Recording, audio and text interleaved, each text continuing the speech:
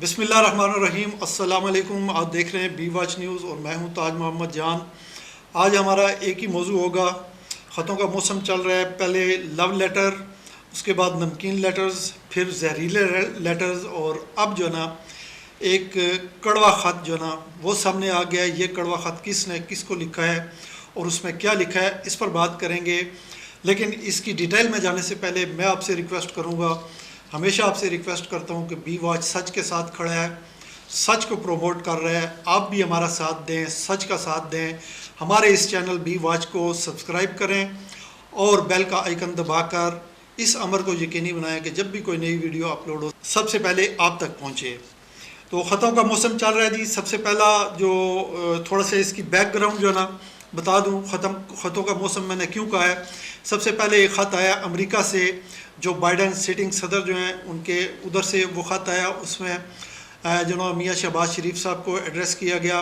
बहुत सारी बातें हैं, उसकी सारी तफसील आपको पता है। उसको लव लेटर कहा गया। उसके जवाब में फिर हमारे प्राइम मिनिस्टर शहबाज शरीफ साहब ने जो ना वापस ख़त लिखा जो बाइडन साहब को। उन्होंने भी उसी तरह के जज्बात और एहसासात का उस अपने ख़त में इज़हार किया, जिन जज्बात और एहसासात का इज़हार अमरीकी सदर जो बाइडन ने किया था। और उन्होंने इंसानी हकूक़ के हवाले से और इंसानियत की बेहतरी के लिए मिलकर काम करने का जो इंदिया दिया था जो बाइडन ने, उस पर मुस्बत जवाब जो ना हमारे प्राइम मिनिस्टर मियाँ शहबाज शरीफ साहब ने दिया था। फिर उसके बाद जो बाइडन का ये जो लव लेटर था, उसके जवाब में जब ये लेटर चला गया तो उसके फ़ौरी बाद फिर इस्लामाबाद हाई कोर्ट के हमारे 6 मुअज़्ज़ज़ जज साहिबान जो हैं, उन्होंने सुप्रीम जुडिशल काउंसिल को मुखातिब करते हुए एक ख़त लिखा। उसमें उन्होंने जो कुछ लिखा वो सारा आपके सामने है। मुख्तसरन जो ना उन्होंने कहा जी कि हमें काम नहीं करने दिया जा रहा, इंसाफ की जो डिस्पेंसेशन है उसमें हम पर दबाव डाला जा रहा है। ये दबाव कौन डाल रहा है, इस पर भी जो ना हमने आपको बताया था अपने एक पिछले वीलॉग में कि किसी दुश्मन की कार्रवाई हो सकती है। जो मुल्क दुश्मन अनासर ये नहीं चाहते कि पाकिस्तान में किसी तरह अमन हो, सुकून हो, या इदारे जो हैं वो एक पेज पर हों। इसलिए जो ना दुश्मन जो ना इस सूरत हाल से जो हमारी एक सियासी चपकलिश चल रही है और फिर अदलिया के साथ जो मामला चल रहे हैं, उनमें जो ना वो जलती पर तेल का काम करने के हवाले से हमने बात की थी कि दुश्मन जो ना इससे फ़ायदा उठा सकता है। खैर, इसके कुछ और भी पहलू हैं। कुछ लोग जो ना सियासी वो ये कह रहे हैं कि ये जो ना जज साहिबान जो हैं, जो इस वक्त इंसाफ की आइन और कानून के मुताबिक डिस्पेंसेशन पर इकट्ठे हो रहे हैं, उनको इससे दूर रखने के लिए भी जो ना ये ख़त लिखा गया है। और इसका मकसद ये भी हो सकता है। 6 जज साहिबान ने जो ख़त लिखा उस पर जो एक्शन है वो सब आपने देखा। सबसे पहले इंक्वायरी कमीशन बना, फिर तसद्दुक़ जिलानी जो है उसके सरबराह बनाए गए। तसद्दुक़ जिलानी साहब ने फिर बाल जो ना वो वापस जस्टिस काजी फ़ायज़ ईसा साहब मुअज़्ज़ज़ जो चीफ़ जस्टिस है हमारे सुप्रीम कोर्ट के, उनकी कोर्ट में फेंक दी। उन्होंने फिर जस्टिस काजी फ़ायज़ ईसा ने फिर 7 रुकनी बेंच बनाया।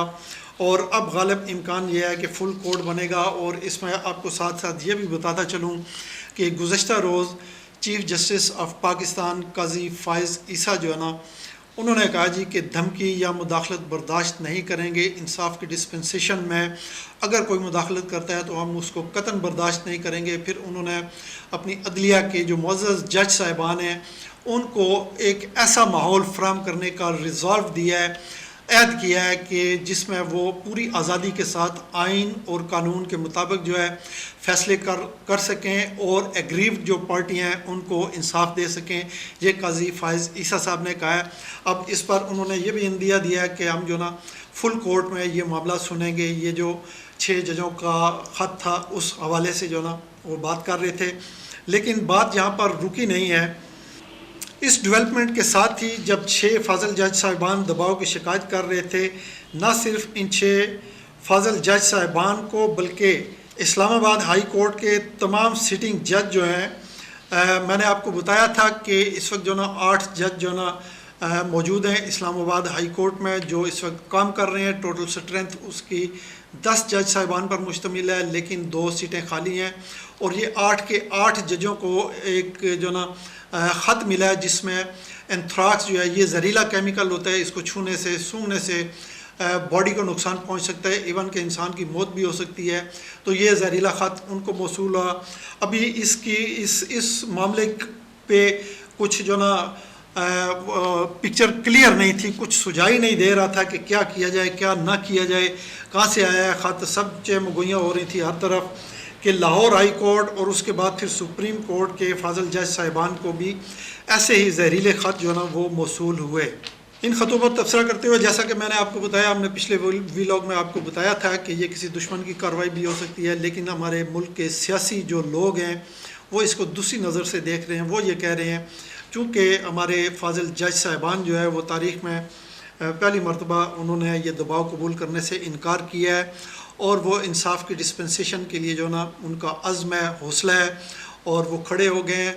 और जो कुव्वतें ऐसा नहीं चाहती, सियासी पार्टियों की जानिब उनका इशारा था कि वो जो ना इंसाफ होता हुआ नहीं देखना चाहती, इसलिए जो ना वो जजों को डरा धमका रहे हैं। इस हवाले से बहुत सारे लोगों ने बातें की हैं। शानदाना गुलजार पाकिस्तान तहरीक इंसाफ की एक सीनियर रहनुमा है, उन्होंने कहा जी 8 जजों को जो ख़त लिखा गया है ये एक ड्रामा है। इस ड्रामे का मकसद ये है कि वो इंसाफ ना करें और ख़ामोश बैठे रहें। उन्होंने भारतीय फ़िल्मों का भी हवाला दिया कि मैंने बहुत सारी भारतीय फ़िल्में देखी हैं, इससे ज़्यादा क्या हो सकता है, और इस तरह की उन्होंने बातें की। गोया उन्होंने ये तासुर देने की कोशिश की है कि ये ख़त जो है ना उनके सियासी मुखालफिन जो हैं उन्होंने अदलिया के जज साहिबान को लिखे हैं और उनका मकसद जो है ना वो यही है कि वो इंसाफ ना करें और ख़ामोश बैठे रहें। जिस तरह पहले उन्होंने मुस्लिम लीग नून या दूसरी जमातों को फेवर दी है, इसी तरह वो जो ना फेवर देते रहे। उनका मकसद ये है ख़त लिखने का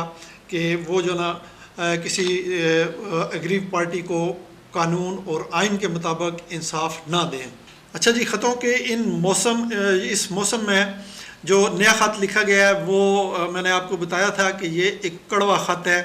जी हाँ, कड़वा ख़त ये लिखा है जी chief justice Peshawar high court justice Mohammad Ibrahim ने, उन्होंने एड्रेस किया है chief justice supreme court of Pakistan को। उसमें उन्होंने जो ना सुप्रीम कोर्ट के जो हमारे फाजल चीफ़ जस्टिस हैं उनसे शिकायत एक की है। शिकायत क्या की है कि सुप्रीम कोर्ट में जजों की 4 असामियाँ खाली हैं, उन पर तैनाती होती है हाई कोर्ट्स के सीनियर तरीन जज और बिलखसूस जो चीफ़ जस्टिस साहिबान हैं उनमें से तैनाती होती है। जो भी सीट खाली हो तो उनमें ये जो जस्टिस मोहम्मद इब्राहिम हैं इन्होंने ये कहा जी कि मैं सीनियर तरीन जज हूँ, ग़ालिबन दूसरा नंबर उन्होंने कहा जी कि सीनियरिटी में मेरा दूसरा नंबर है। फिर उन्होंने ये भी कहा कि मैं सुप्रीम जुडिशल कौंसिल का भी मेंबर हूँ, जुडिशल कमीशन का भी मेंबर हूँ और जितने भी जज हैं चीफ़ जस्टिस साहिबान हैं उनमें मेरा दूसरा नंबर है। और मैं एक्सपेक्ट कर रहा था कि सुप्रीम कोर्ट में जज की ये जो 4 खाली असामियाँ हैं इन पर तैनाती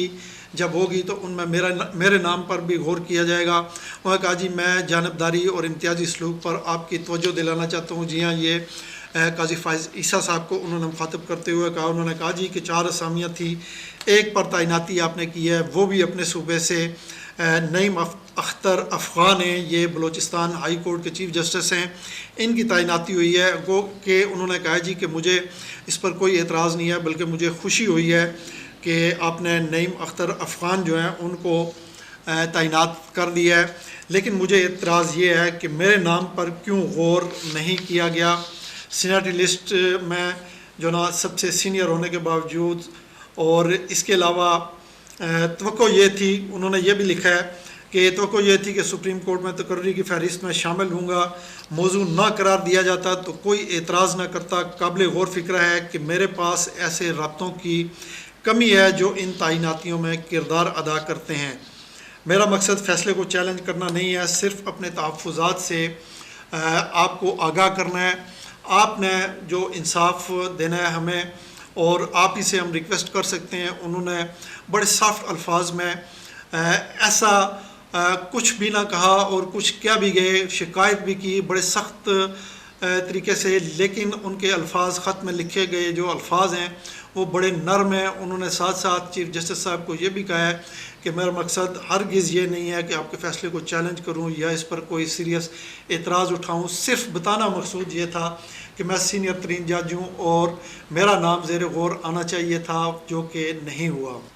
तो ये था जी आज का वीलॉग। इसी के साथ मैं आपसे इजाज़त चाहता हूँ इस दुआ के साथ कि जहाँ पर रहें खुश रहें, अपना ख्याल रखिएगा, अपने इर्द गिर्द के लोगों का ख्याल रखिएगा। आपका बहुत बहुत शुक्रिया। अल्लाह हाफिज़।